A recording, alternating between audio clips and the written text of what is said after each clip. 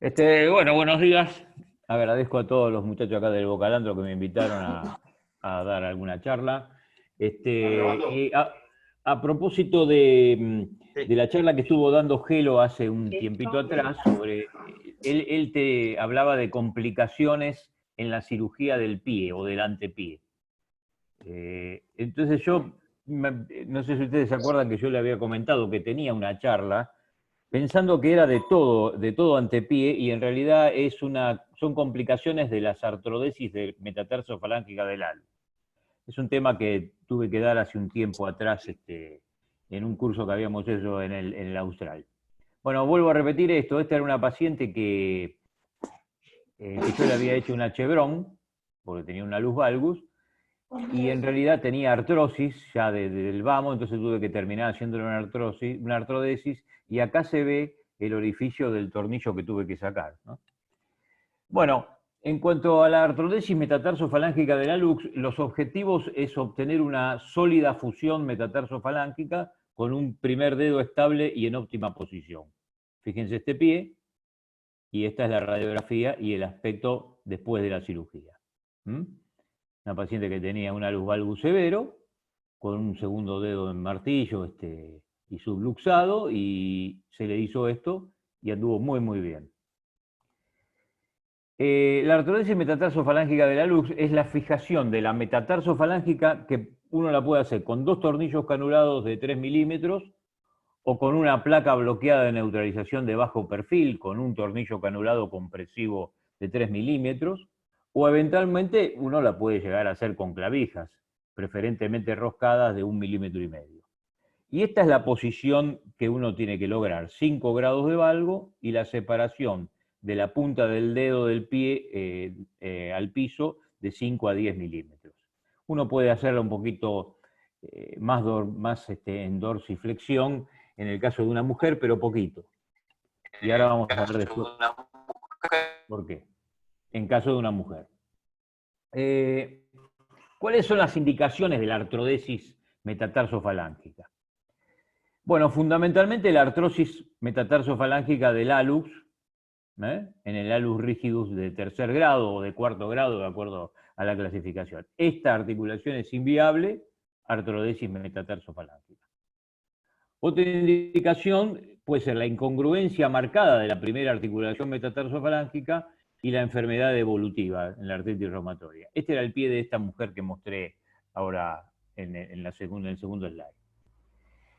Esto también es inviable, es indicación de artrodesis metatarsofalágica. Otra causa puede ser la inestabilidad metatarsofalágica del hallux o las secuelas previas de una cirugía previa, tipo, por ejemplo, una Keller, o cuando hay una luz varus. Esto ya también es prácticamente irrecuperable y está, porque hay signos de artrosis, hay desgaste, para hacer una artrodesis metatarsofalágica. Estas son las indicaciones.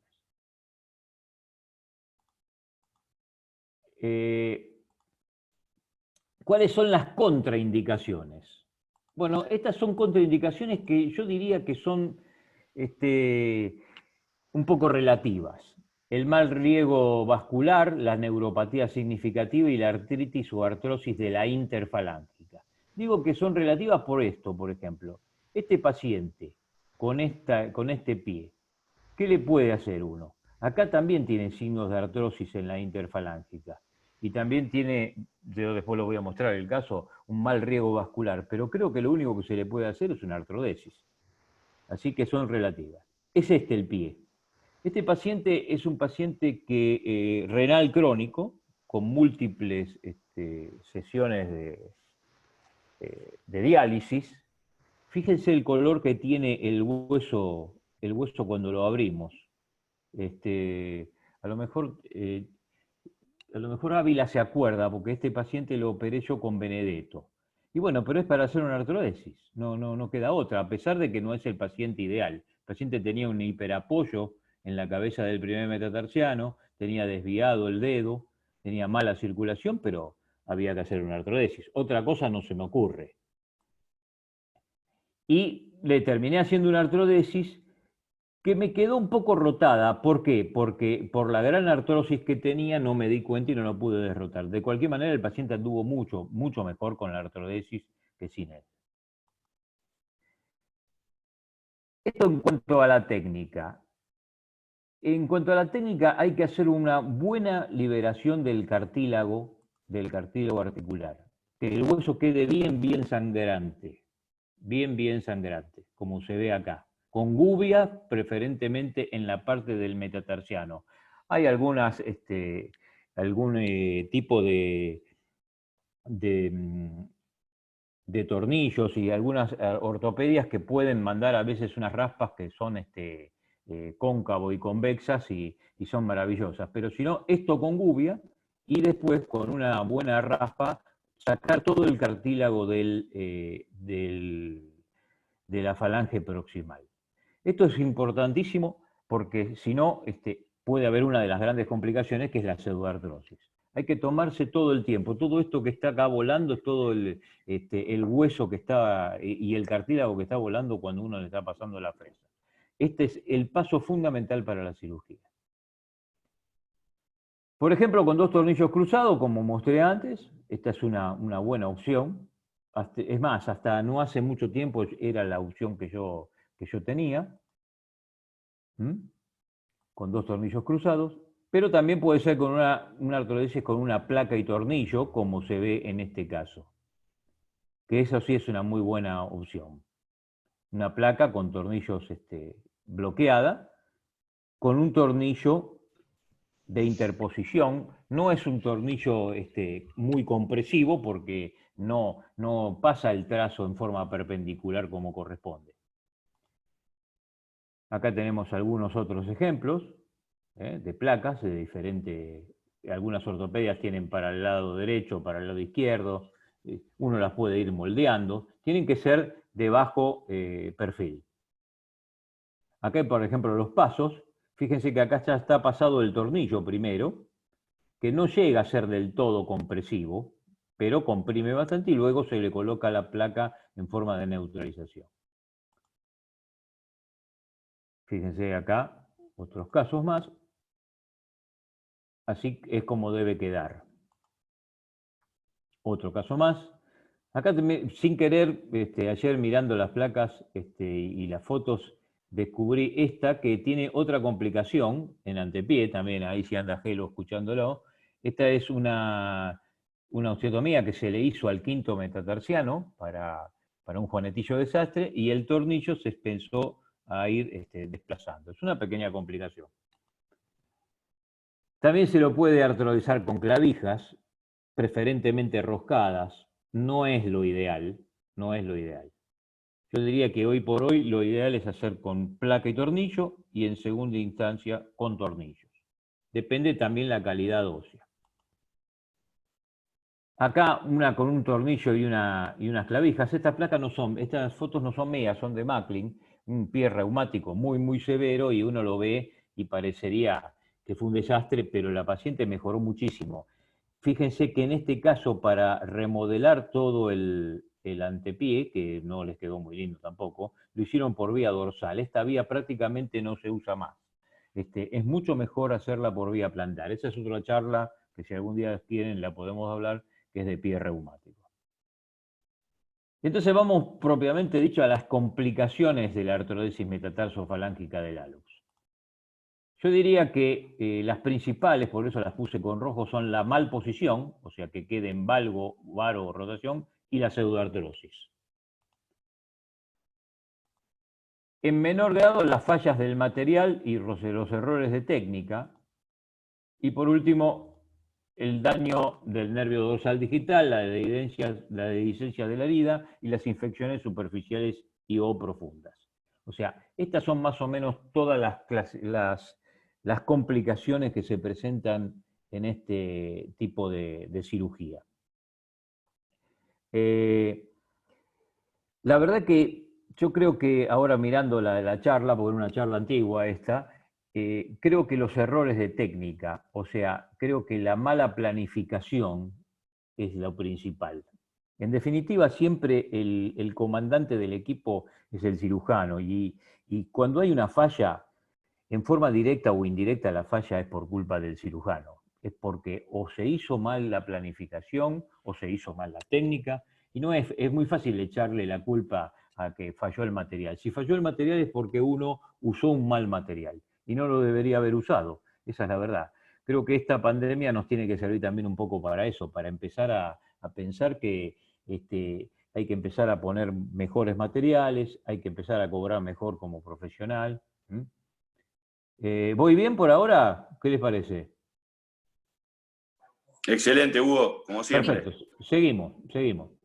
Entonces, en cuanto a la posición, la artrodesis metatarsofalángica del hallux, como habíamos dicho, tiene que quedar más o menos en neutro o en 5 grados de valgo, no mucho más.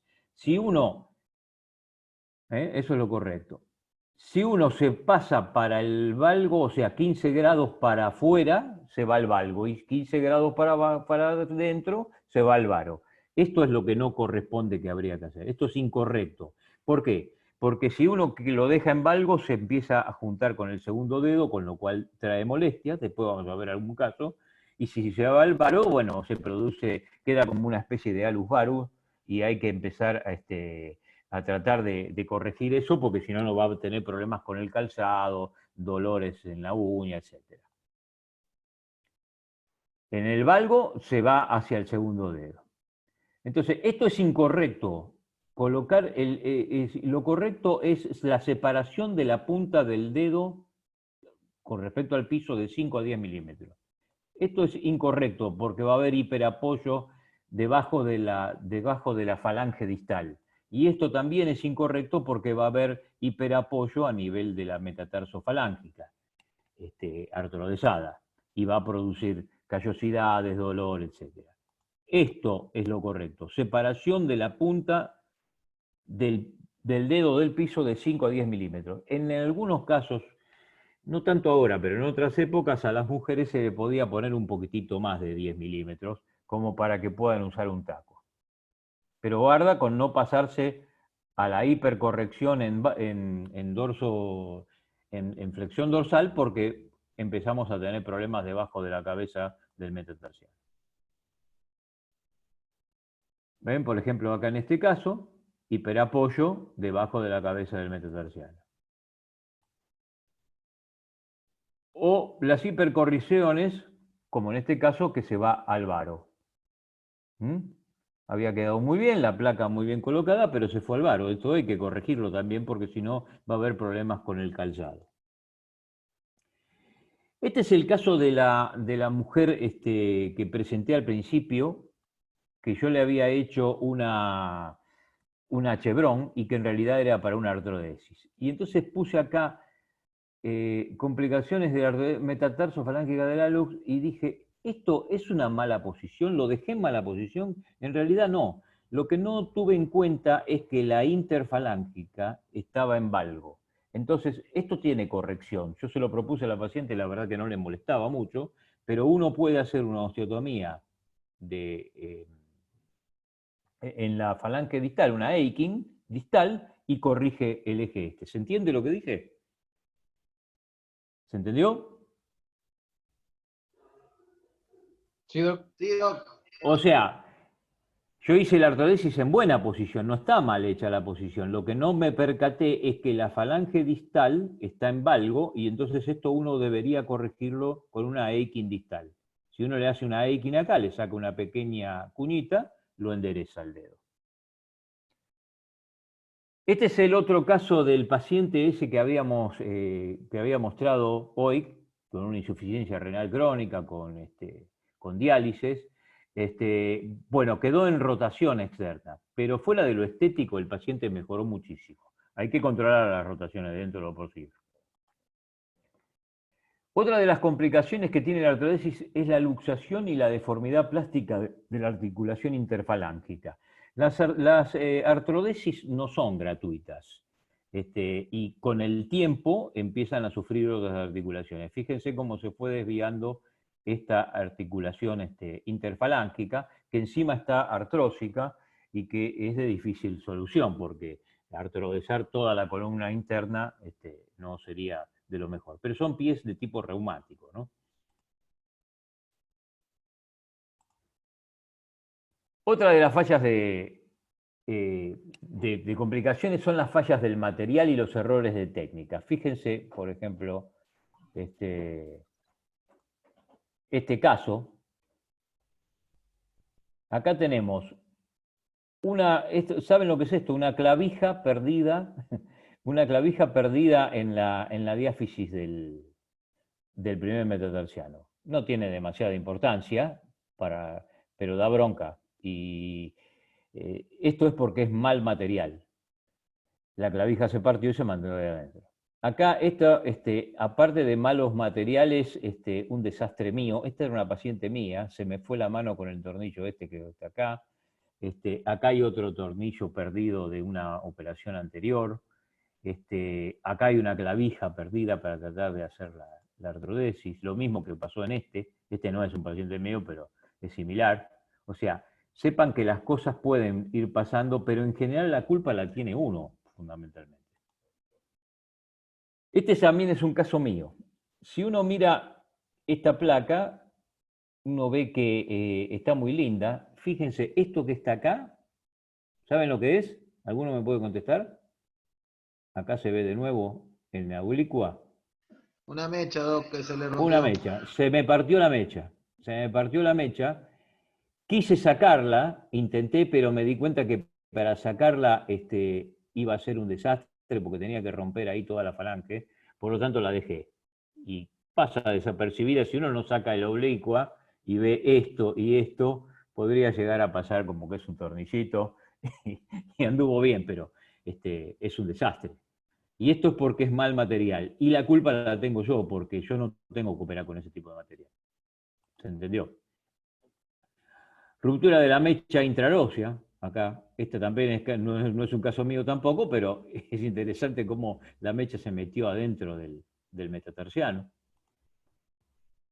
Rupturas de las placas. Cuando yo empecé a trabajar en el EPTP, habían hecho un trabajo los muchachos, pero claro, me parece que era medio delirio. Le ponían una placa con tornillos y nada más. Y lógico, cuando uno le empezaba a dar apoyo, sobre todo si se apuraba un poco, se partían. Acá fíjense que está partida la placa y está también partido un tornillo acá. Pero esto también es un error del cirujano. No va la cosa con una simple placa, hay que poner un tornillo interferamentario. Otros problemas con el material, por ejemplo, la cabeza de este tornillo, otro desastre.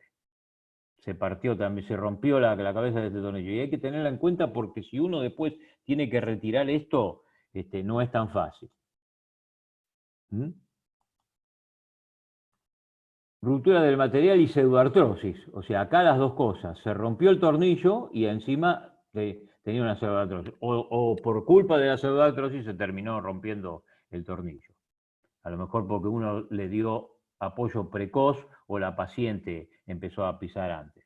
Es fácil echarle la culpa. La culpa siempre la tiene el otro, no la tiene uno, ¿no? Siempre la tiene... En principio la culpa la tiene siempre el paciente, que no colabora.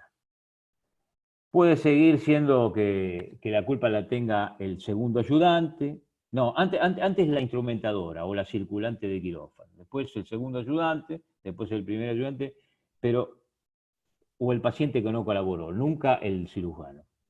Ese es el mismo caso, ven cómo está. La paciente estaba bien, tenía una pseudoartrosis y no le dolía, pero con el tiempo se fue desviando cada vez más y hay que reverlo esto.